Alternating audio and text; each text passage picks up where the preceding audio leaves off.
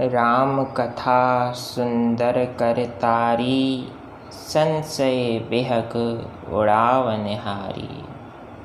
राम कथा कलि बिटप कुठारी, सादर सुन गिरिराज कुमारी। भगवान शिव माता पार्वती को श्री राम कथा का रसास्वादन करवाते हुए कह रहे हैं, देवी राम कथा जीवन को सद्मार्ग दिखाने वाली,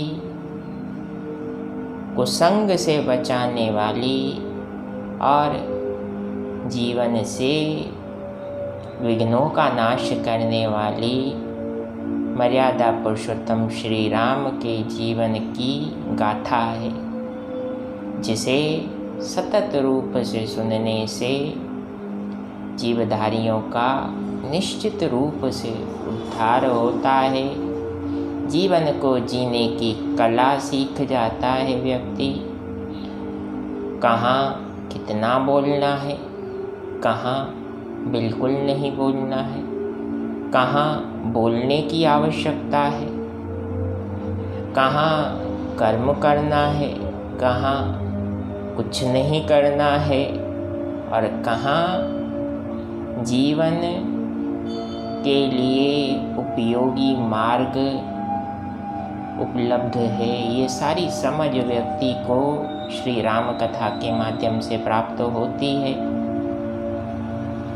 राम कथा को हरि कथा भी कहा जाता है।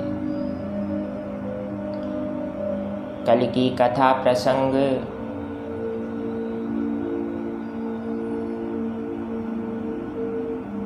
ज्ञान योग के पश्चात आज का कथा प्रसंग एक ऐसा साधन जिस बारे में भगवान श्री कृष्ण अर्जुन से कहते हैं, अर्जुन कर्म का त्याग करना तो आसान है, किंतु कर्मफल का त्याग करना वह इतना आसान कर्म नहीं है। साधारण वस्तु की प्राप्ति के लिए, भौतिक लक्ष्य की प्राप्ति के लिए व्यक्ति कर्म करता है, रात दिन मेहनत करता है, तो क्या जब परिणाम आपको मिलेगा आप उस परिणाम का त्याग कर देंगे? नहीं। कर्म योग कहता है कर्म करो, फल की इच्छा मत करो, यानी don't think about the result. इसके पीछे का मूल ध्येय, मूल उद्देश्य यही है कि व्यक्ति का ध्यान भंग ना हो, किंतु हमारा ध्यान भंग हो ही जाता है, क्योंकि whatever we do just because of the result, that result must come in our favor. अब परिणाम हमारे पक्ष में ना आए तो ठीक है, कुछ क्षण के लिए हम कह सकते हैं कि भैया हमने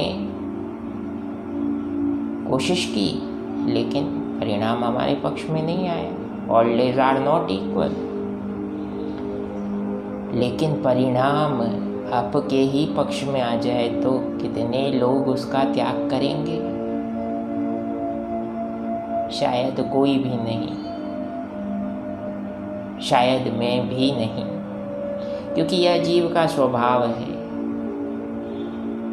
हम कर्म करते हैं तो परिणाम प्राप्ति के लिए करते हैं, किंतु परिणाम प्राप्त हो जाए उसके बाद क्या?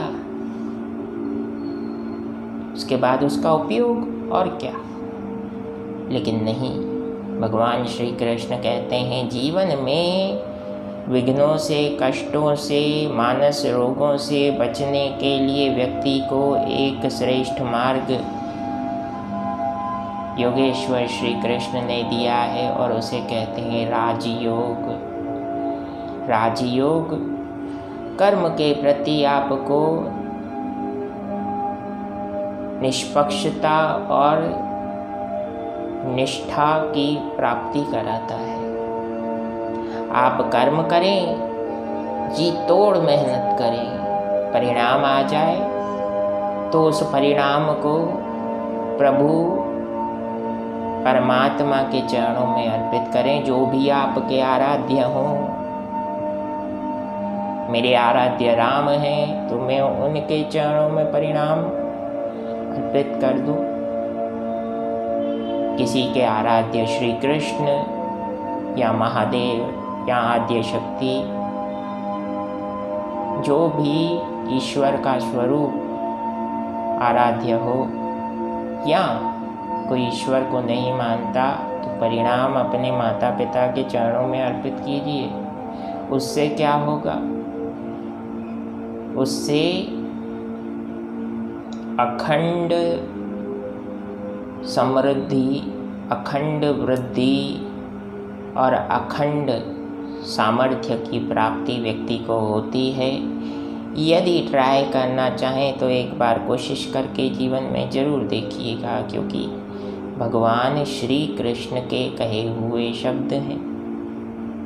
भगवद गीता में इसका स्पष्ट रूप से वर्णन है कि राजयोग पर जीने वाले व्यक्ति के जीवन में किसी भी प्रकार के विघ्न नहीं आ सकते। और राजयोग क्या है? कर्म करें, फल मिले तो उसका त्याग ना करें, उस फल को परमात्मा श्री राम को अर्पित कर दें।